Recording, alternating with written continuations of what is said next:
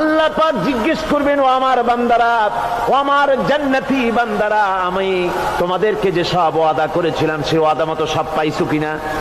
আমি ওয়াদা করেছিলাম আমার জন্য রাত জেগে যদি তাহাজ্জুদের নামাজ পড়ো, নামাজ রোজা হজ যাকাত যদি করো, আমার দিন কায়েমের জন্য যদি আন্দোলন করো, রক্ত যাও, আমার জন্য যদি কষ্ট করো, শহীদ হও, তাহলে আমি তোমাদেরকে জান্নাত দেব। যত ওয়াদা করছিলাম তা পেয়েছো কিনা?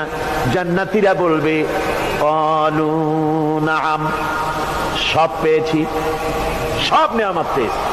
আল্লাহ বলেন সব পাও নাই, ওয়ালাদাইনা মাজিদ, আমার কাছে আরো বেশি আছে, আমার কাছে আরো বেশি আছে, সব পাও নাই।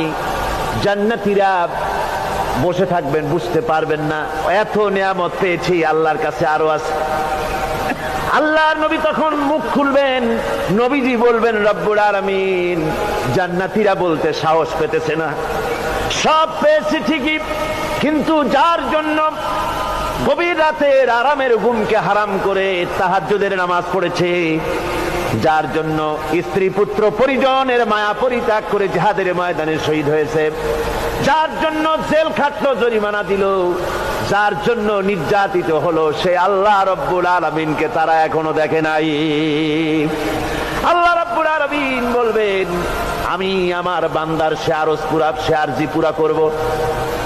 আল্লাহ রব্বুল আলামিন তার সামনের থেকে সমস্ত নূরের পর্দাগুলি সরে যাবে। রব্বুল আলামিন তার বান্দার দিকে, বান্দার সামনে জালুয়া আফরোজ হবেন। আল্লাহ পাক কোরআনে কারীমের ভিতরে বলছেন, উজুহু ইয়াউমাইযিন নাযিরা ইলা রাব্বিহা নাযিরা। বান্দা, আল্লাহ পাক বান্দার দিকে তাকিয়ে থাকবেন, আর সমস্ত বান্দারা আল্লাহ রাব্বুল আলামিনের দিকে তাকিয়ে থাকবে। এই অবস্থা